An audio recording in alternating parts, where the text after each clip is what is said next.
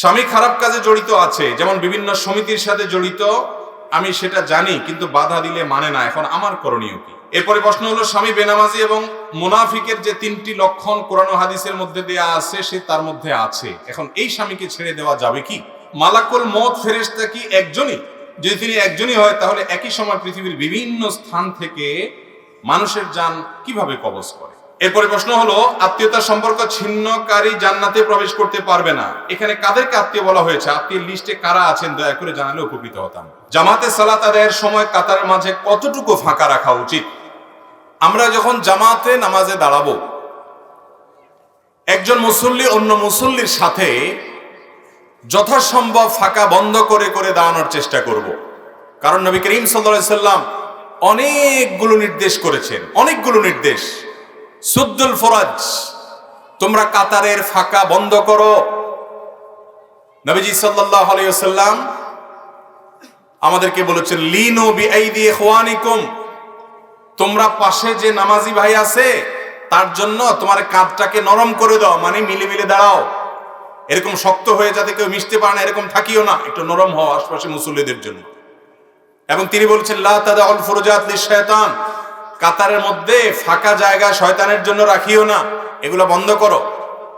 অথচ আমাদের দেশে অনেককে দেখা যায় ব্যাপারে আমরা অবহেলা করি, কাতারের মধ্যে ফাঁকা রাখি, আছে না নাই?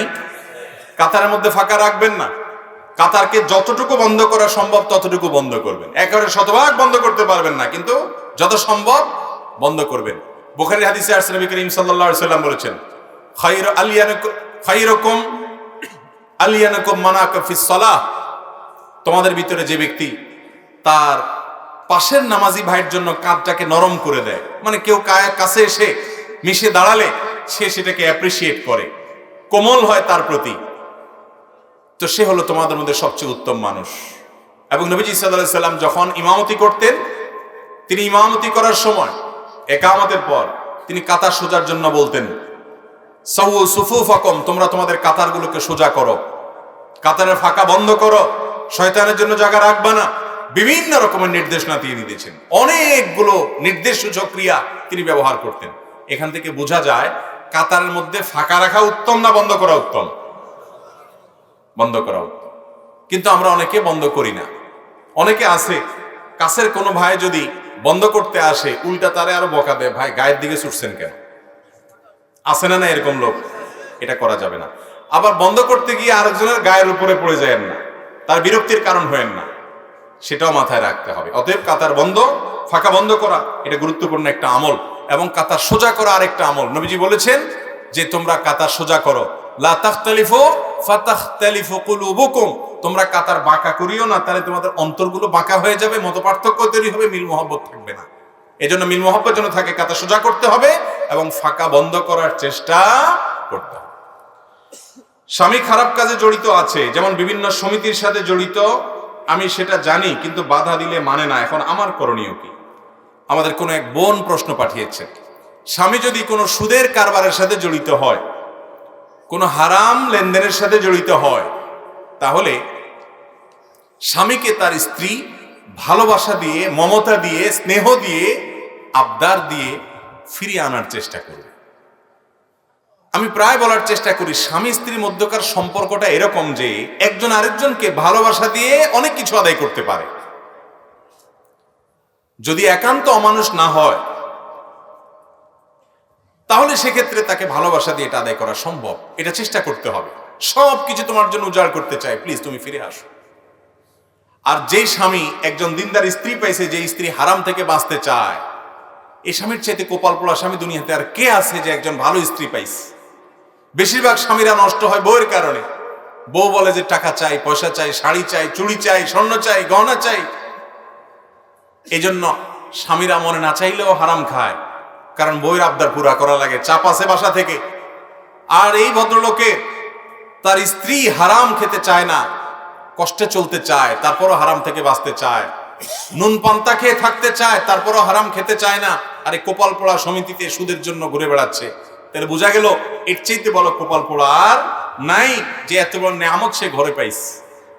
ওয়া খায়রু মাতা'আদ দুনিয়া আল মারআতুস সালিহা, নেক এবং ভালো স্ত্রী যদি কারোর কপালে জোটে, তো দুনিয়াতে তার যত সম্পদ আছে, যত দামি কিছু আছে, এর মধ্যে সবচেয়ে মূল্যবান সম্পদ তার ঘরে আছে, তার একজন নেককার স্ত্রী আছে যে আল্লাহকে চিনি।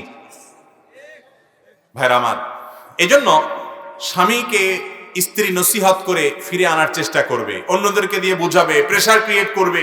যদি কোনোভাবে ফেরত আনা না যায় এবং স্বামীর হালাল হারাম দুই রকম উপার্জন থাকে, তিনি চেষ্টা করবেন হালালটা তার সংসারে খরচ করার, হারামটা থেকে অ্যাভয়েড করার চেষ্টা করবেন। যদি একান্ত তার কোনো উপায় না থাকে, বাধ্য হয় হালাল হারাম মিশ্রিত দেয় স্বামী, এবং তিনি কোনোভাবে নিয়ন্ত্রণ করতে না পারেন, তিনি চেষ্টা করছেন, আল্লাহর কাছে মাফ চাচ্ছেন, এটুকুর কারণে আশা করা যায় আল্লাহ তাআলা তাকে মাফ করবেন, তার গুনাহ হবে না। কিন্তু পাপিষ্ঠ স্বামী বুঝে শুনে অপরাধ করলে আল্লাহর কাছে সে কিন্তু পার পাবে না। এরপরে প্রশ্ন হলো, স্বামী বেনামাজি এবং মুনাফিকের যে তিনটি লক্ষণ কোরআন ও হাদিসের মধ্যে দেয়া আছে, সে তার মধ্যে আছে, এখন এই স্বামীকে ছেড়ে দেওয়া যাবে কি? এটি একটু জটিল। মুনাফিকের লক্ষণ থাকলেই স্বামী ছাড়া যাবে না। মুনাফিকের লক্ষণ থাকা মানে কিন্তু মুনাফিক না বা কাফের না। আয়াতুল মুনাফিকি সালাস, হাদিসে আসছে মুনাফিকের আলামত এবং মার্কা হলো তিনটা। কয়টা মার্কা মুনাফিকের? ইযা হাদ্দাসা কাযাবা,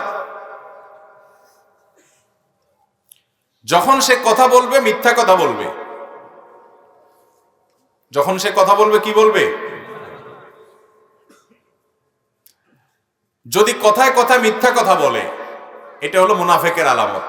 কথায় কথায় যদি মিথ্যা বলে, এটা কিসের আলামত? মুনাফিকের আলামত। ইযা হাদ্দাসা কাযাবা। ওয়া ইযা ওয়া'আদা আখলাফ, ওয়াদা করলে খেলাফ করে, কথার কোনো ঠিক নেই, আজকে বলে 3 দিন পরে হয়। সবার সাথে যেমনি সেমনি ওয়াদা করে আর খেলাফ করে, এটা মুনাফিকের মার্কা নম্বর 2। আর মুনাফিকের 3 নম্বর মার্কা হলো ওয়া ইযা আতুমিনা খান, তার কাছে আমানত রাখা হলে সে আমানতের খেয়ানত করে। তার কাছে আমানত রাখা হলে কি করে? সে আমানতের খেয়ানত করে। কথা বলছে কাউকে না বলার জন্য, সে সবার আগে বলে বেড়ায়। টাকা জমা দিছে, মেরে দেয়। আমানতের ঠিক ঠিকানা নাই। এই 3টা হলো মুনাফিকের মার্কা। কথায় কথায় মিথ্যা বলা, ওয়াদা করলে ওয়াদা রক্ষা না করা, আর আমানতের খেয়ানত করা। এই 3টা হলো মুনাফিকের মার্কা। এই মার্কাগুলা কারোর মধ্যে থাকলে লক্ষণ খারাপ, মুনাফিকের লক্ষণ আছে। কিন্তু এটাকে নেফাকে আমলি বলে, কর্মগত মুনাফিক বলে। এটার ফলে মানুষ বেঈমান হয়ে যায় না, কাফের হয়ে যায় না। তাহলে তো মুসলমান একটাও খুঁজে পাওয়া যেত না। কারণ কথায় কথায় মিথ্যা বলে এরকম মানুষের অভাব আছে দেশে? ওয়াদা করে আর ওয়াদা ঠিক রাখে না, এরকম মানুষের অভাব আছে? আপনাদের এলাকায় অভাব আছে এরকম মানুষের? তাহলে তো মুসলমানই টিকা পাওয়া যাবে না। এই জন্য এগুলো থাকলে মানুষ কাফের হয়ে যায় না। কোন নারী তার স্বামীর মধ্যে 3 আলামত যদি দেখেন, তাহলে তাকে কাফের মনে করে তার থেকে বিচ্ছেদ হওয়ার কোনো প্রয়োজন নাই, যৌক্তিকতাও নাই। বরং তাকে নসিহত করে ভালো করার চেষ্টা করবেন, আর না হলে তার পাপে তাকে পাবে, নিজে ভালো থাকার চেষ্টা করবেন। ইমাম সাহেব সালাম ফিরানোর পর তার সাথে দুহাত তুলে মোনাজাত করব নাকি তাসবিহ তাহলিল পড়ব? সালাতের শেষে, নামাজের শেষে ইমাম সাহেব যখন সালাম ফিরায় ফেলবেন, সর্বপ্রথম যে কাজ সেটা কি? এক বর্ণনায় আসছে আল্লাহু আকবার বলবেন, এরপর 3 বার ইস্তিগফার পড়বেন, আস্তাগফিরুল্লাহ আস্তাগফিরুল্লাহ আস্তাগফিরুল্লাহ। অন্য বর্ণনায় আসছে শুধু ইস্তিগফার বলবেন। সালাম শেষ ইমাম সাহেবের প্রথম কাজ আস্তাগফিরুল্লাহ আস্তাগফিরুল্লাহ আস্তাগফিরুল্লাহ। এরপরে বলবেন আল্লাহুম্মা আনতাস সালাম ওয়া মিনকাস সালাম তাবারাকতা ইয়া যাল জালালি ওয়াল ইকরাম। এরপর আপনাকে আল্লাহ তৌফিক দিলে আপনি আরো বিভিন্ন দোয়া আছে সেগুলো পড়বেন। সূরা ইখলাস একবার পড়বেন, সূরা ফালাক একবার পড়বেন, সূরা নাস একবার পড়বেন, আয়াতুল কুরসি একবার পড়বেন, আল্লাহু লা ইলাহা ইল্লাহুল হাইয়ুল কাইয়্যুম। এরপরে দোয়া পড়বেন লা ইলাহা ইল্লাল্লাহু ওয়াহদাহু লা শারীকা লাহু লাহুল মুলকু ওয়া লাহুল হামদ ওয়া হুয়া আলা কুল্লি শাইইন কাদির। আপনি আরো দোয়া পড়বেন লা ইলাহা ইল্লাল্লাহু ওয়াহদাহু লা ইলাহা ইল্লাল্লাহু ওয়াহদাহু লা শারীকা লাহু লাহুল মুলক ওয়া লাহুল হামদ ওয়া হুয়া আলা কুল্লি শাইইন কাদির। লা ইলাহা ইল্লাল্লাহু মুখলিসিনা লাহুদ-দ্বীন ওয়ালাউ কারিহাল কাফিরুন।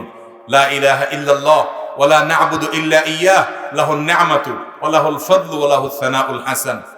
এরপর আরো পড়বেন আল্লাহুম্মা আইন্নি আলা যিকরিকা ওয়া শুকরিকা ওয়া হুসনি ইবাদাতিক। এরপরে পড়বেন আপনি 33 বার সুবহানাল্লাহ, 33 বার আলহামদুলিল্লাহ, 34 বার আল্লাহু আকবার। আরেক বর্ণনা আছে আল্লাহু আকবার 33 বার, শেষের বার পড়বেন লা ইলাহা ইল্লাল্লাহু ওয়াহদাহু লা শারীকা লাহু লাহুল মুলকু ওয়া লাহুল হামদু ওয়া আলা কুল্লি শাইইন কাদির। এইভাবে এই দোয়া এবং জিকিরগুলো 5 ওয়াক্ত নামাজের পর নবী করিম সাল্লাল্লাহু আলাইহি সাল্লাম পড়তেন। এগুলো বেশি বেশি করে পড়বেন। এই যে দোয়াগুলোর কথা আমি বললাম, এগুলোর সবগুলো মুখস্থ যাদের আছে একটু হাত তোলেন তো। বুঝে হাত তুলছেন? আমি যদি এখন জিজ্ঞেস করে বলতে পারবেন এই সবগুলো মুখস্থ আছে? মাশাআল্লাহ। এই সবগুলো মুখস্থ হলো মানুষের হাত উঠছে মাত্র 8-10টা এতগুলো মানুষের মধ্যে। তাইলে বোঝা গেল 5 ওয়াক্ত নামাজের পর আমাদের নবীজি সাল্লাল্লাহু আলাইহি সাল্লাম সালাম ফেরানোর পর যে দোয়াগুলো জিকিরগুলো বলতেন, এগুলো আমাদের সমাজের বেশিরভাগ মানুষের মুখস্থ নাই। কিন্তু একটা জিনিস আমরা সবাই জানি, সেটা কি? রেডিমেড মুনাজাত। যে হুজুর এত দোয়া দুরুদ বুঝি না, আপনারা বেতন দিয়ে রাখছি না, আপনি দেন তুলে। তো হুজুর ওইটা আল্লাহুম্মা আমিন দিয়ে দেয়। ভাইরা আমার, 5 ওয়াক্ত নামাজের পর নবী করিম সাল্লাল্লাহু আলাইহি সাল্লাম সাহাবীদের নিয়ে এভাবে সবাইকে নিয়ে সম্মিলিতভাবে এভাবে ট্র্যাডিশনাল এবং রেডিমেড মুনাজাত করতেন না। তিনি করতেন দোয়া দুরুদ গুলো পড়তেন, সাহাবায়ে কেরাম সেগুলো করতেন। বহু হাদিস সে বিষয়ে বর্ণিত আছে। আর যেটা আমাদের সমাজে প্রচলিত আছে, ওরকম একটা হাদিসে পাওয়া যায় না যে নবী সাল্লাল্লাহু আলাইহি সাল্লাম 5 ওয়াক্ত নামাজের পর সাহাবীদের নিয়ে এভাবে করতেন। যদি 2-4 বারও করতেন, শত শত হাদিসে বর্ণনা আসতো, কারণ সাহাবীরা সবাই নবীজির সবকিছু বর্ণনা করতেন। নামাজের পুঙ্খানুপুঙ্খ রুকুতে তিনি শুধু সুবহান রাব্বিল আযীম পড়েন নাই, কখনো সুবহুন কুদ্দুসুন রব্বুল মালায়েকাতু ওয়ার রূহ পড়েছেন। রুকু সিজদায় কখনো কখনো তিনি দোয়া পড়েছেন সুবহানাকাল্লাহুম্মা রব্বানা ওয়া বিহামদিকা আল্লাহুম্মা ফিরলি। কখনো তিনি বলেছেন সুবহুন কুদ্দুস রব্বুল মালায়েকাতু ওয়ার রূহ। কখনো তিনি বলেছেন সুবহানাদিল জাবারুত ওয়াল মালাকুত ওয়াল কিবরিয়া ওয়াল আযমা। রুকুতে সিজদাতে তিনি কি কি পড়তেন সেটা পর্যন্ত সাহাবীরা বর্ণনা করেছেন। তাহলে সালাম ফেরানোর পর সবাইকে নিয়ে যদি এইভাবে ট্র্যাডিশনাল দোয়া আমরা যেভাবে করি এভাবে যদি করতেন, অবশ্যই সেটা হাদিসে আসতো না? আসতো না? তো আমরা ওই রেডিমেডটা জানি, সুন্নাত যেটা আছে সেটা জানি না। সুন্নাতটা শেখার চেষ্টা করবেন তো ইনশাআল্লাহ? আমরা সুন্নাহ ফাউন্ডেশন থেকে ছোট্ট একটা পকেট কার্ড তৈরি করেছি, মাত্র 2 টাকা দাম। এটা আপনারা এলাকাতে মুসল্লিদের বিতরণ করেন, মানুষকে ফ্রি দেন, মানুষ এটা পকেটে রেখে পড়তে পারবে। সালাম ফেরানো শেষ, পড়ে পড়ে মুখস্থ করে ফেরান, একসময় কার্ড লাগবে না, নিজে নিজে পড়তে পারবেন। 5 ওয়াক্ত নামাজের পরে দোয়া এবং জিকির তাসবিহ তাহলিল পাঠ করা, এটাই হলো সুন্নাত। হ্যাঁ, এরপর বা এর আগে আপনার কখনো কোনোদিন নামাজের পরে দোয়া কবুল হয়, আপনার মনে চাইছে আল্লাহর কাছে কিছু পেশ করবেন, আপনি অবশ্যই হাত তোলেন, হাত তুলে আল্লাহর কাছে চান, দোয়া করেন, চোখের পানি ফেলেন, কোনো অসুবিধা নেই। কিন্তু এই রেডিমেড জিনিস করিয়েন না যে কি চান আপনি নিজেও জানেন না। 99.9% মুসল্লি আমাদের দেশে 5 ওয়াক্ত নামাজের পরে ওই হুজুরের সাথে হাত তোলে আর হাত নামায়। হুজুর কি বলল কি না বলল কি হইলো উনি কিছুই জানে না, উনি শুধু তুললো আর নামাইলো। আশপাশে কেউ না তুললে পাশ থেকে দেখবেন অনেকে গুতায় যে বসে আছেন কেন। হয়তো ইমাম সাহেবের সাথে হাত তুলছে বেচারা, ইমাম সাহেবের হয়তো আজকে 4টা জিনিস আল্লাহর কাছে চাওয়া দরকার, সেগুলো চাওয়া শেষ, ইমাম সাহেব হাত নামায় ফেলছে। ভদ্রলোকের হয়তো একটু পেটে ব্যথাও আছে, জন্য আল্লাহর কাছে একটু বাড়ায় দোয়া করতেছে, তাও দেখবেন পাশ থেকে গুতায়, এই হুজুর হাত নামায় ফেলছে, তুমি এখনো কি করো? দেখেন না আপনারা এগুলো? ভাইরা আমার, দোয়া হবে মনোযোগের সাথে। আপনি 5 ওয়াক্ত নামাজের পরে আল্লাহর কাছে কিছু চাইতে চাইলে অবশ্যই আপনি দোয়া করতে পারেন একা একা, আপনার মতো করে আপনি আল্লাহর কাছে আল্লাহ প্রশংসা করে দুরূদ পাঠ করে নবীর প্রতি, এরপরে আল্লাহর কাছে মনের চাওয়াগুলো পেশ করবেন। কিন্তু এটার জন্য ট্র্যাডিশনাল যে রূপ আমরা দিয়েছি বা দেখতে পাচ্ছি, এটা নবী করিম সাল্লাল্লাহু আলাইহি ওয়াসাল্লাম 5 ওয়াক্ত সালাতের পরে বা খুলাফায়ে রাশিদা কেউ করতেন বলে প্রমাণিত নয়। 10 বছর নবীজি ইমামতি করেছেন, 10 বছর। এই 10 বছরে হাজার হাজার রাকাত তিনি ইমামতি করেছেন, সম্ভবত 18,000 ওয়াক্ত তিনি ইমামতি করেছেন। 4 খোলাফা 30 বছরে তারা যা ইমামতি করেছেন, এই 10 আর 30 এই পুরো 40 বছর মিলালে প্রায় 80,000 ওয়াক্তের মতো নামাজ হয় কম বেশি।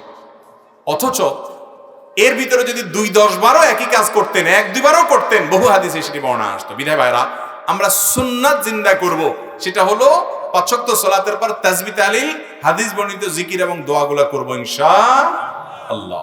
কারণ ইবাদত করতে হবে কার পদ্ধতি অনুযায়ী? নবী করিম সাল্লাল্লাহু আলাইহি ওয়াসাল্লামের পদ্ধতি অনুযায়ী। এরপরে প্রশ্ন হলো, মালাকুল মউত ফেরেশতা কি একজনই? যদি তিনি একজনই হয়, তাহলে একই সময় পৃথিবীর বিভিন্ন স্থান থেকে মানুষের জান কিভাবে কবজ করে?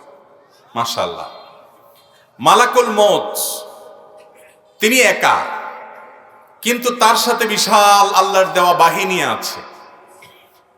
মালাকুল মউত তিনি অদৃশ্যের জগতের বাসিন্দা, আলমুল গায়েব বলা হয় এটাকে। আমরা দৃশ্যমান জগতের বাসিন্দা, আমরা আমাদের মতো করে যদি আল্লাহর ফেরেশতাকে তুলনা করি বা চিন্তা করি তাহলে ভুল হবে। আল্লাহ রাব্বুল আলামিন অনেক ফেরেশতা তৈরি করেছেন, তাদের যে দক্ষতা, তাদের যে যোগ্যতা, তাদের যে কোয়ালিটি দিয়েছেন সেগুলো আমরা আমাদের মতো করে দেখলে হবে না। জিবরিলকে আল্লাহ রাব্বুল আলামিন কতগুলো ডানা দিয়েছেন? শত শত ডানা, এবং ডানার প্রসারতা এত যে পূর্ব পশ্চিমকে পরিব্যাপ্ত করে ফেলে। আল্লাহ তাআলা দিয়েছেন না দেন নাই?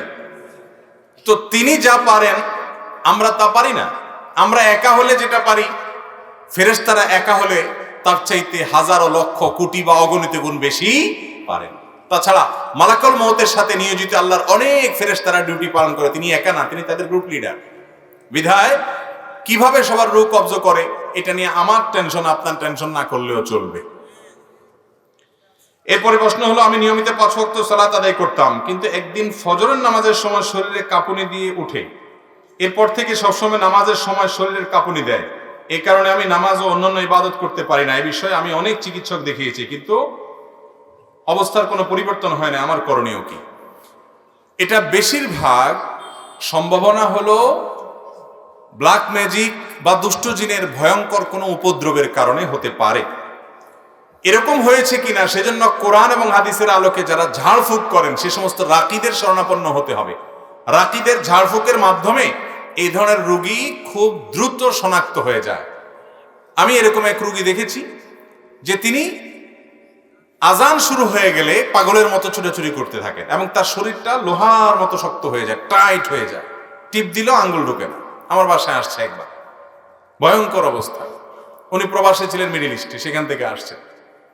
তো আমি এক রাকির সাথে যোগাযোগ করে দিছি, কারণ আমি নিজে রুকিয়া করি না, জানি না। এই সম্পর্কে যারা এক্সপার্ট আছে 2-4 জনকে চিনি, তাদের ঠিকানা দিয়ে দিছি তাদের সাথে যোগাযোগ করার জন্য।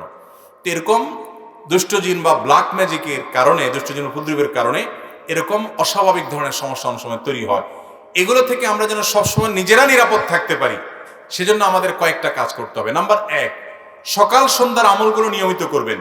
আয়াতুল কুরসি, 3 কুল, বিসমিল্লাহিল লা ইয়াদুররু মা ইসমিহি, এগুলো নিয়মিত পড়বেন সব সময়। বাসার সবাইকে শিখাবেন পড়ার জন্য।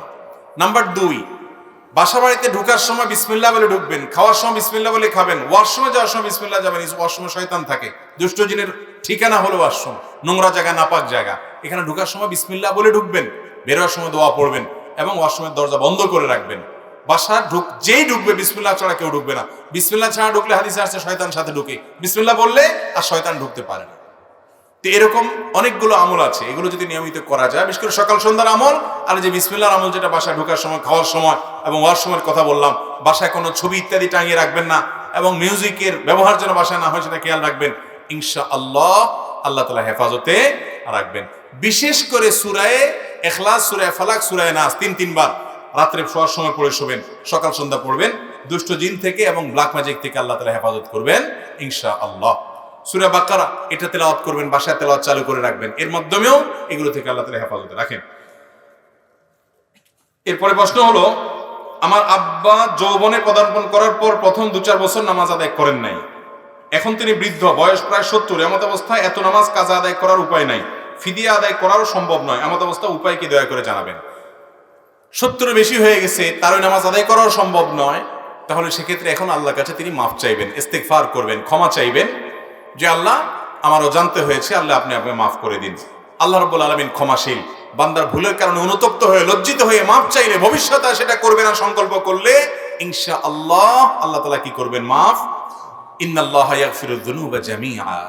আমাদের অনেক যুবক ভাইরা নিরাশ হয়ে যান, এত পাপ করছি, আল্লাহ আমারে মাফ করবে? আল্লাহ বলেছেন, লা তাকনাতু মির রাহমাতিল্লাহ, আল্লাহর রহমত থেকে তোমরা আশা ছাড়ি দিও না, নিরাশ হইও না। ইন্নাল্লাহা ইয়াগফিরুয যুনুবা জামিআ, আল্লাহ সব গুনাহ মাফ করবেন। তোমাদের দরকার শুধু আল্লাহর কাছে ক্ষমা চেয়ে ফিরে আসা। ওয়া আনিবু ইলাল্লাহ ফাফিরু ইলাল্লাহ, তোমরা আল্লাহর দিকে শুধু দৌড়াও, ধাবিত হও, আল্লাহর রহমতের কোলে যাও, আল্লাহ সব মাফ করবেন ইনশাআল্লাহ। এরপরে প্রশ্ন হলো, কোন মেয়ের সাথে বিবাহ ঠিক হয়েছে এবং পরবর্তীতে অনৈতিক মেলামেশার ফলে তার গর্ভে বাচ্চা এসেছে এবং মাঝে মেয়েটার অন্যত্র বিবাহ হয়েছে। এমত অবস্থায় মেয়েটির সন্তান ভূমিষ্ঠ হওয়ার পর তার পিতা কে হবে? যার সাথে অনৈতিক মেলামেশা হয়েছে সে, নাকি পরবর্তী যার সাথে বিবাহ হয়েছে? অবশ্যই জেনার কারণে যদি কোনো বাচ্চা গর্ভে আসে, আল্লাহ মাফ করুক, এই ভয়াবহ অপরাধ যদি কেউ করে, তাহলে ওই বাচ্চা যার সাথে জেনার মাধ্যমে হয়েছে তার সন্তান হিসাবে বিবেচিত হবে এবং তাকেই বাপ হিসাবে পরিচয় করতে হবে। কোনো অবস্থাতেই যার সাথে বিয়ে হয়েছে তার সন্তান হিসাবে চালিয়ে দেওয়া যাবে না। কেউ জানে না, আল্লাহ তাআলা তো ঠিকই জানেন। অতএব এই 2 নম্বরে যদি করে তাহলে ওই মেয়ে গুনাহগার হবে এবং অপরাধী হবে, যে একজন মানুষ তার বাবা নয় তাকে তার বাবা হিসেবে সমাজের মানুষের মধ্যে পরিচয় করে দিচ্ছে। ভাইরা আমার, জেনা আজ এত ব্যাপক হয়ে গেছে, জেনা নাই, জেনা থেকে মুক্ত যৌবন আছে, এই রকম তরুণ এরকম তরুণী আজ সোনার হরিণের মতো হয়ে গেছে। যুবকদের চরিত্র শেষ হয়ে গেছে। আমি সেজন্যই শুরুতে আলোচনা বলেছি, বিনোদনের নামে, ক্রীড়া কৌতুকের নামে আমাদের যুব সমাজকে ধ্বংস করে ফেলা হয়েছে। এই জন্যই হালাল হারাম বাজ বিচার যারা করে চলে তারা পবিত্র থাকে, তারা ভালো থাকে, তারা নিরাপদ থাকে, তারা সুখে থাকে। বিধায় এই ধরনের হারাম কাজ থেকে আল্লাহ আমাদেরকে বেঁচে থাকার তৌফিক দান করুন সবাইকে। আমার বন্ধুদের মধ্যে কিছু বন্ধু আছে যারা নামাজ কালাম পড়ে এবং মাঝে মধ্যে মেয়েদের খারাপ মেসেজ করে থাকে, সবার জন্য নসিহা করবেন প্লিজ। অনেক যুবকরা আছে এই রোগের রোগী। যুবক মানে হলো একটু দুষ্টামি, একটু বাদরামি, মেয়েদের পিছে লাগালাগি, তাদেরকে ইফটিজিং করা, তাদেরকে উত্ত্যক্ত করা, ফেসবুকে মেসেজ দেওয়া, হোয়াটসঅ্যাপে নক করা, অযথা শীষ দেওয়া, এই বদমাইশি বাদরামি বেশিরভাগ যুবকরা আজকাল করাটাকে তাদের রাইট মনে করে এটা আমার এই বয়সে করার বোধহয় অধিকার আছে। এমনকি মুরব্বীরাও এটা দেখার পরও বলে যে একটু আধটু করে। ঠিক না বে ঠিক? ভাইরা আমার, আরশের নিচে আল্লাহ তাআলা কিয়ামতের ভয়াবহতম দিনে যাদেরকে ছায়া দিবেন, আশ্রয় দিবেন, তাদের মধ্যে এক শ্রেণীর লোক থাকবে যুবক। তারা কোন যুবক? যেই যুবক তার যৌবনে কোনো কালিমা লাগতে দেয় নাই, ইতিপূর্বে কখনো করে থাকলে তওবা করে নতুন করে জীবন গড়েছে, আর সে কোনো মেয়েকে ইফটিজিং করে না, কোনো মেয়ের দিকে ফিরে তাকায় না, তার ভালোবাসাকে জমাইতে থাকে যে রাস্তার মেয়ে, ওর জন্য আমি কেন ভালোবাসা বা আমার মনোযোগ, আমার প্রেম, আমার ভালো লাগা এগুলো ওখানে কেন নিবদ্ধ করব? এগুলো আমি সব জমা করে রাখি। কার জন্য? বৈধ বউয়ের জন্য, লিগ্যাল বউয়ের জন্য, স্ত্রীর জন্য। যদি এরকম জমায় রাখতে পারেন, বিয়ের পরে দেখবেন ভালোবাসা আঠার মতো কিরকম হয়। আর অজাগায় কুজাগায় মুখ বালায়া আল্লাহর দেয়া ভালোবাসা আবেগরে নষ্ট করবেন, এরপরে জায়গা মতো দেখবেন আর ভালোবাসা নাই ভিতরে, সব শেষ রাস্তাঘাটে। কথা কি বুঝাতে পারছি? সব যুবকরা পাগলামি করে, মাতলামি করে, বদমাইশি করে, খারাপ কাজ করে, নোংরামি করে, মেয়েদেরকে উত্ত্যক্ত করে, তাদের পিছে লাগে, চোখের জেনা করে, মনের জেনা করে, বন্ধু কয়েকজন একসাথে হলে কোনো মেয়েকে নিয়ে বাজে কল্পনা করে, আলাপ আলোচনা করে। এই হারামের ভিড়ে যুবক তুমি একটু ফেরার চেষ্টা করো। সবাই যা করে তার চাইতে ভিন্ন কিছু হওয়ার চেষ্টা করো। গড্ডালিক এবং স্রোতের তালে গা ভাসিও না ভাই। স্রোতের তালে গা ভাসার জন্য যোগ্যতার দরকার হয় না, স্রোতের বিপরীতে চলার জন্য শক্তি লাগে, যোগ্যতা লাগে। সেটা তোমার মধ্যে আছে কিনা সেই চেষ্টা করো। চেষ্টা করা যাবে না ইনশাআল্লাহ? অতএব ভাইরা আমার, যৌবনে কোনো পাগলামি নয়, কোনো মাতলামি নয়। এই চোখকে হেফাজত করব, মনকে হেফাজত করব, পড়াশোনা মনোযোগ দিবেন, বন্ধু বান্ধব ভালো বন্ধু বান্ধবের সাথে উঠা বসা করবেন, খারাপ বন্ধুর ধারে কাছেও যাবেন না। যে বন্ধু মেয়েদের পিছনে গুরুগুরু করে, মেয়েদের সাথে হারাম সম্পর্ক রাখে, অবৈধ সম্পর্ক রাখে, প্রেমের নামে জেনার সম্পর্ক জড়ায়, তাদের সাথে কোনো প্রকার বন্ধুতা রাখবেন না। ভালো বন্ধু পাওয়া সোনার হরিণ, তারপরও সে সোনার হরিণ খোঁজার চেষ্টা করবেন। না পারলে একা চলবেন, তারপরেও খারাপ কোনো বন্ধুর সাথে যাবেন না। কারণ মানুষ পৃথিবীতে কেউ জন্মগতভাবে খারাপ হয় না, বেশিরভাগ মানুষ খারাপ হয় খারাপ বন্ধুর কারণে। আপনি দেখবেন না একটা মানুষও হঠাৎ করে দোকানে যায় সিগারেট কেনা খাওয়া ধরছে, একজন মানুষও দেখবেন না। প্রথম কিছু সিগারেট খোর বন্ধু দেখবেন তাদের জোটে, এই বন্ধুর সাথে কি হয়? প্রথম বন্ধুতা হয়, এরপরে এই বন্ধুর সাথে আস্তে আস্তে আস্তে আস্তে দেখে যে বন্ধু সিগারেট খায়, এরপরে গোড়াটা দিয়ে একটা টান দেয়। আছে না নাই? বলে না না না না না, কার দে। প্রথমে এরকম ভয় লাগে, একটু কাশি আসবে, এরপর ঠিক হয়ে যাবে। এই জন্য খারাপ এবং দুষ্ট বন্ধুর সাথে থাকলে আস্তে আস্তে মানুষ কি হয়ে যায়? খারাপ হয়ে যায় নিজের অজান্তে। কোনো খুনি পৃথিবীতে নিজে নিজে খুনি হয় না, খুনিদের সাথে থাকতে থাকতে কি হয়? এই জন্য আপনারা যারা স্কুলে পড়েন, কলেজে পড়েন, ইউনিভার্সিটিতে পড়েন, জেনারেল লাইনে আছেন, আপনাদেরকে আমি বলি, যেই বন্ধু সে খারাপের দিকে তার প্রবণতা, এই বন্ধু থেকে বাঘের মতো পলায়ন করেন, বাঘ দেখলে যেরকম পলায়ন করেন। আর ভালো বন্ধু ৫ ওয়াক্ত নামাজ পড়ে, আল্লাহর ভয় আছে, ও খারাপ দিকে যায় না, এরকম বন্ধু যদি খুঁজে পান, মনে রাখবেন এই সমাজে এই বন্ধুর দাম কোটি কোটি টাকা। এই বন্ধুটাকে আগলে ধরে রাখেন, ওর সাথে থাকার চেষ্টা করেন, অন্তত আপনার সর্বনাশ হবে না। অসৎ সঙ্গে সর্বনাশ, আর সৎ সঙ্গে স্বর্গে বাস। অতএব ভালো বন্ধু নিয়ে চলার চেষ্টা করবো তো ইনশাআল্লাহ। এরপরে প্রশ্ন হলো, আত্মীয়তার সম্পর্ক ছিন্নকারী জান্নাতে প্রবেশ করতে পারবে না। এখানে কাদেরকে আত্মীয় বলা হয়েছে? আত্মীয়ের লিস্টে কারা আছেন দয়া করে জানালে উপকৃত হতাম। খুব দরকারি একটা প্রশ্ন। আত্মীয়তার সম্পর্ক রক্ষা করা সুন্নত না মুস্তাহাব? ফরজ। অনেকে জানেন না আত্মীয়তার সম্পর্ক রক্ষা করা কি ভাই? ফরজ। আত্মীয়তার সম্পর্ক ছিন্ন করা কি? হারাম। আত্মীয়তার সম্পর্ক ছিন্ন করা কি? অনেক হারাম আমরা জানি, কিন্তু এই হারামটা আমরা অনেকে জানি না। আত্মীয়র সাথে আপনি চিরতরে সম্পর্ক ছিন্ন করে ফেলছেন, কোনো যোগাযোগ নাই, একদম সম্পর্ক কাট করে ফেলছেন, আপনি হারামে লিপ্ত আছেন। এখন কথা হলো, কারা আত্মীয়? এর উত্তর হলো, যে আত্মীয়ের সাথে সম্পর্ক রক্ষা করা ফরজ, সম্পর্ক ছিন্ন করা হারাম, তারা হলো রক্ত সম্পর্কীয় আত্মীয়।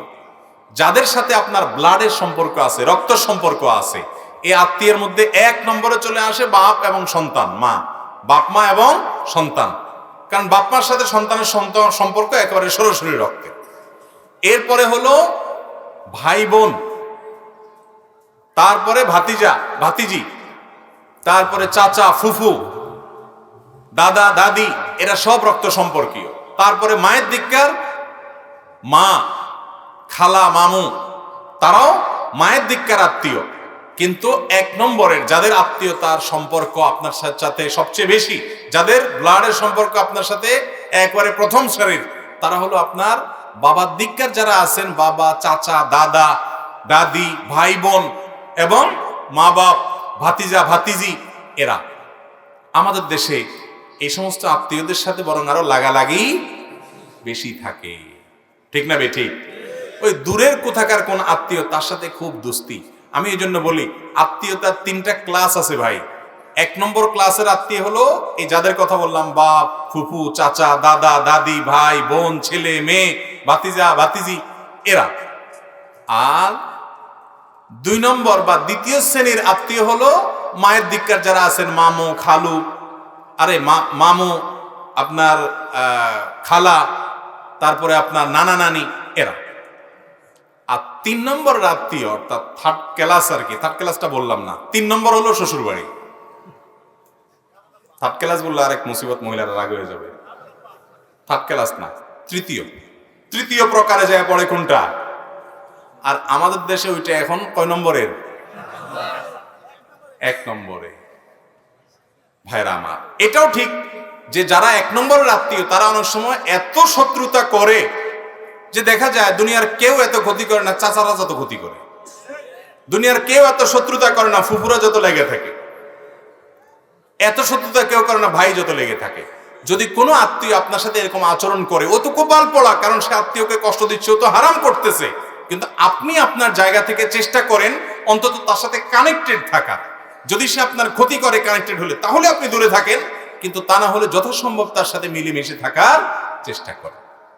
আমরা এখন দেখা যায় যে রক্ত সম্পর্কে আত্মীয়দের সাথে কোনো খোঁজ খবর নাই। এরকম বহু লোক আছে যে কিছুই হয় নাই, তারপরও চাচাতো ভাই, আপনার কি বলে চাচা, তারপরে ফুফু, তাদের সাথে কোনো যোগাযোগ নেই। অনেকের তো গন্ডগোল ফাসাদ আছে, অনেকের গন্ডগোল ফাসাদও নাই, তারপরেও কোনো যোগাযোগ।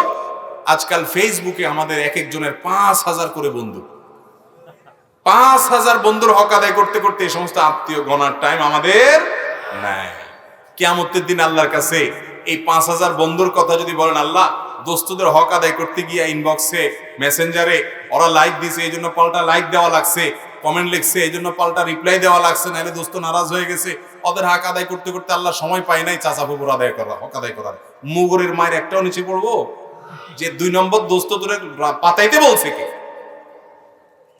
ভাইরা আমার, এই সামাজিক যোগাযোগের মাধ্যমগুলো আমাদেরকে আজকাল অনেক বেশি অসামাজিক করে দিচ্ছে। কাজের জায়গায় খবর নাই, অজায়গায় সব এনার্জি দিয়ে আছে। অতএব আত্মীয়তার সম্পর্ক রক্ষা করে চলবো তো ইনশাআল্লাহ।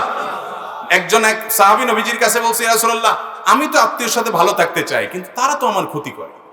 নবী করিম সাল্লাল্লাহু আলাইহি সাল্লাম তখন বলেছেন, তুমি যা বলছো যদি এরকমটা সে করে, তোমার ক্ষতি করে আত্মীয় হয়ে, তাহলে ও তোর কপাল শেষ করতেছে, ধ্বংস করতেছে আত্মীয়র প্রতি অবিচার করে বা তাকে কষ্ট দিয়ে। কিন্তু তুমি মনে রাখবা, লাইসাল ওয়াসিলু বিল মুকাফি, তোমার আত্মীয় তোমার সাথে ভালো আচরণ করলে তুমিও ভালো আচরণ করো, সে তোমার ছেলেকে গিফট দেয় তুমিও তার ছেলেকে গিফট দাও, এর নাম আত্মীয়তার সম্পর্ক রক্ষা করা না। এটা তো যে কোনো মানুষই ভালো করলে তার সাথে পাল্টা আরেকজন ভালো করে। আত্মীয় যদি তোমার সাথে খারাপও হয়, তুমি খারাপ অন্তত করবা না, চেষ্টা করবা ভালো কিছু করার, সবর করার, প্রতিহত করবা। তুমি জুলুম সহ্য করার দরকার নাই, কিন্তু তুমি খারাপ করবা না এবং পারলে সম্পর্ক রক্ষা করবা। এটাই হলো আত্মীয়তার সম্পর্ক রক্ষা করা। ভাইরা আমার, অনেকগুলো প্রশ্ন, কিন্তু রাত কম হয় না, আমাকে শেষ করতে হবে। আর দুই একটা উত্তর দিয়ে আমি শেষ করি। বাচ্চা ভূমিষ্ঠ হওয়ার পর সে আতুর চুল কাটা হয়, যে আতুর চুল কাটা হয় এটা না কাটলে গুনাহ হবে কিনা? অনেকে বলে আতুর চুল না কাটলে গুনাহ হবে, বিষয়টা কি আদৌ সত্য কিনা? বাচ্চার জন্মের পর 7ম দিনে তার মাথার চুলগুলো চেঁচে সেই চুলের ওজন সমপরিমাণ স্বর্ণ অথবা রূপা দান করা মুস্তাহাব, বিভিন্ন হাদিস দ্বারা প্রমাণিত। তো চুলের ওজন পরিমাণ স্বর্ণ দান করলে কত টাকা হবে আমি জানি না, তবে রূপা আমি আমার ছেলের সময় করেছিলাম 30-35 টাকা হয়। আমি ওজন দিয়ে দেখছিলাম যে কতটুকু হয়, এটা এই পরিমাণ ওজনের রূপা বাজার দাম কত, খুব সামান্য। কারণ বাচ্চার মাথায়, নতুন ভূমিষ্ঠ বাচ্চার মাথায় চুলি থাকে কয়টা, তো এটা আনুমানিক ওজন করে বা ওজন ছাড়াও আনুমানিক ওজন ধরে ওই স্বর্ণ বা রূপার মূল্য, টাকা পয়সাওয়ালা হলে স্বর্ণের হিসাবে দিবেন, গরিব হলে রূপার হিসাবে দিবেন, টাকা আল্লাহর রাস্তায় দান করে দিবেন 7ম দিনে। তাহলে মাথার চুল চাচাটা সুন্নাহ। এবং এটা যদি কেউ না করতে পারে কোনো অসুবিধা নাই। বিশেষ করে প্রবাসী আমাদের অনেক ভাইরা আছেন, হাসপাতালে ছেলে মেলে হয়, সেসব দেশে ডাক্তাররা বাচ্চাদের চুলে হাত দিতে দেয় না দীর্ঘদিন পর্যন্ত, বলে যে বাচ্চার জন্য ক্ষতি হবে, ঠান্ডা লাগবে, হানতান। তো যদি কেউ না কাটতে পারেন তাতে কোনো গুনাহ হবে না, কিন্তু কাটাটা এই দিনে সুন্নাহ এবং ভালো সওয়াবের কথা। 2023 সালে দুর্ভিক্ষ হবে কিনা, কোরআন ও হাদিসের আলোকে কি বলে এবং সমাধান কি? কোন সালে দুর্ভিক্ষ হবে, কোন সালে কি হবে, এরকম সাল গণনা করে করে কোরআন হাদিসে বলা হয় নাই। তবে দুর্ভিক্ষ পৃথিবীতে বিভিন্ন সময় হয়েছে, হবে। নবী করিম সাল্লাল্লাহু আলাইহি ওয়াসাল্লামের জীবদ্দশাতেও সাহাবীদের মধ্যেও দুর্ভিক্ষ হয়েছে।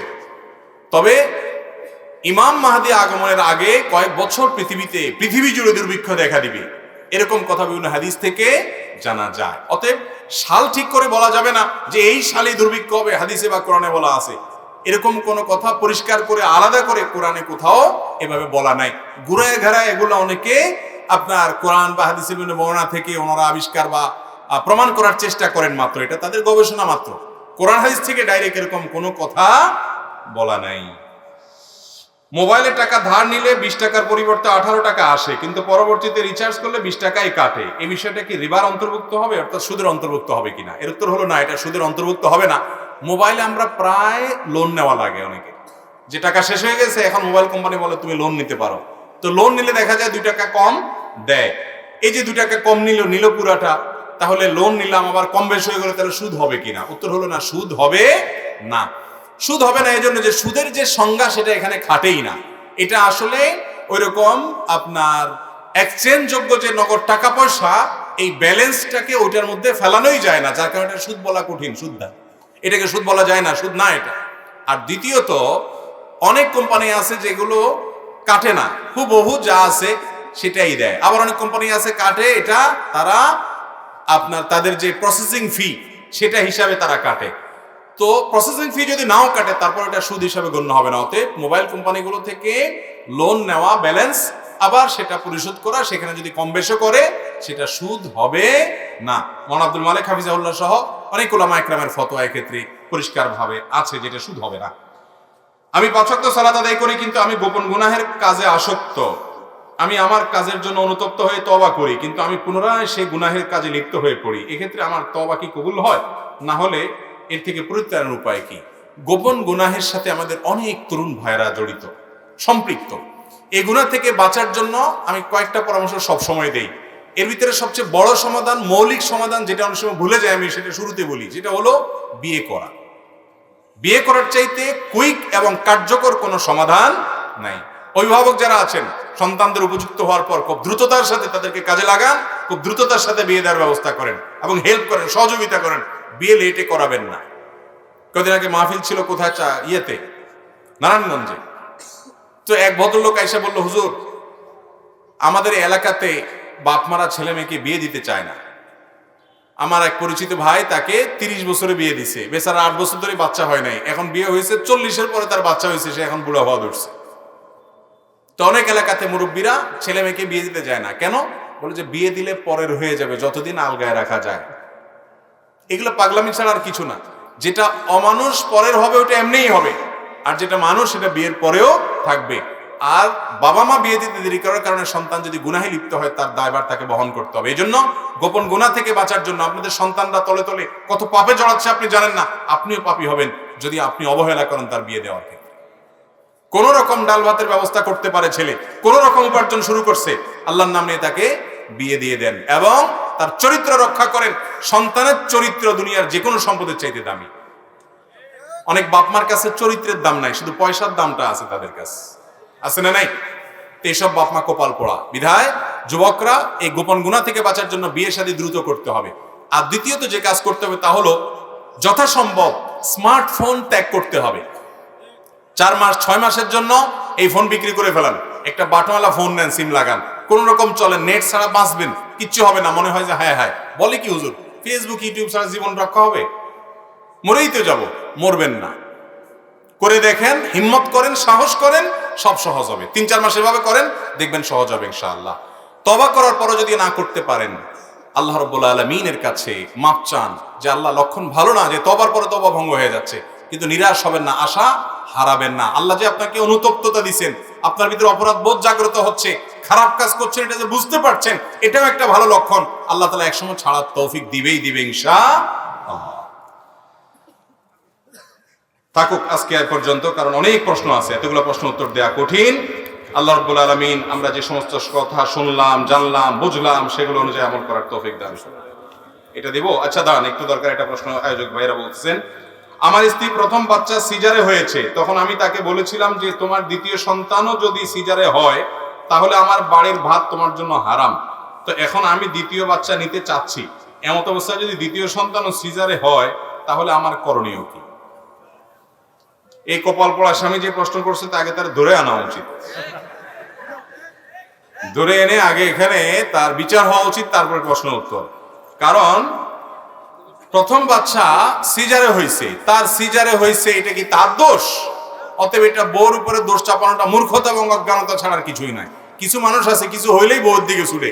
এই জন্য আমার এক উস্তাদ ছিলেন খুলনাতে, তালাকের মাসালা জিজ্ঞাসা করতে আসলে ওনার গদির নিচে একটা বেত থাকতো, উনি মুফতি সাহেব ছিলেন, উনি সোজা বেত বের করে আগে একটা মাইক দিয়ে নিতেন, এরপরে বলতেন বল কি মাসালা, যে বউ তালাক কেন দেশ? কোনো কিছু হইলেই কিছু পুরুষ আছে ছোট লোকই করে।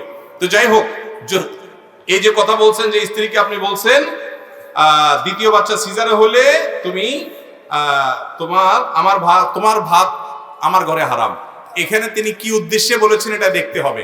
এর মানে এই যে তোমাকে আমি রাখবো না, তালাক দিয়ে দিব, এরকম যদি উদ্দেশ্য হয় তাহলে কিচ্ছু হয় নাই এবং তালাক হবে না এটা বললে। আর যদি এটার দ্বারা উদ্দেশ্য হয় যে দ্বিতীয় বাচ্চা সিজারও হলে তোমার ভাত আমার ঘরে হারাম, মানে হলো তুমি আমার সাথে তোমার সম্পর্ক থাকবে না, আমি তোমাকে তালাক দিয়ে দিলাম, বাচ্চা হলে তালাক হয়ে যাবা, এটাকে তালাকে কেনায় ইঙ্গিত সূচক তালাক বলে। এরকম বলে তালাক, দ্বিতীয় বাচ্চা যদি সিজারে হয় তালাক হওয়ার পসিবিলিটি আছে। এই জন্য কি উদ্দেশ্যে বলছেন সেটা নির্ভর করে। তালাকের মাসআলা এভাবে সংক্ষিপ্ত প্রশ্নোত্তর ভাষণে প্রশ্ন জানবেন না, কোনো মুফতির কাছে গিয়ে ফতোয়া বিভাগে গিয়ে বিস্তারিত জানার চেষ্টা করবেন। আমি ফজর বন্ধ দিতে রাজি আছি, কিন্তু মানুষ তো ঘুমাবে, ফজর নামাজ আছে, আমাদের আবার ঢাকা যাইতে হবে। নবজাতক শিশু যদি কান্না করে, তার কান্না বন্ধ করার জন্য কি ধরনের সান্ত্বনা দেওয়া উচিত? বাচ্চারা আবার কি সান্ত্বনা দিবেন রে ভাই? বাচ্চা যদি কান্নাকাটি করে তো কান্না থামানোর জন্য কত রকমের অভিনয় মা বাপরা জানে, এটা আমার জিজ্ঞেস করার কিছু হইলো? এর পিঠ থাপড়ায়া বিভিন্ন। তবে হ্যাঁ, কান্না থামানোর জন্য অনেকে মোবাইলে মিউজিক বাজায় দেন, অনেকে হারাম কিছু চালায় দেন, এগুলো জায়েজ নাই। তাকে বিভিন্নভাবে ভোলানোর চেষ্টা করবেন, কিন্তু ইউটিউবে মোবাইলে এটা সেটা চালাইয়া তার চোখের ক্ষতি করে, তার ব্রেনের চেষ্টা করে, মেধা ক্ষতি করে অনেকে করে, এগুলো জায়েজ নেই।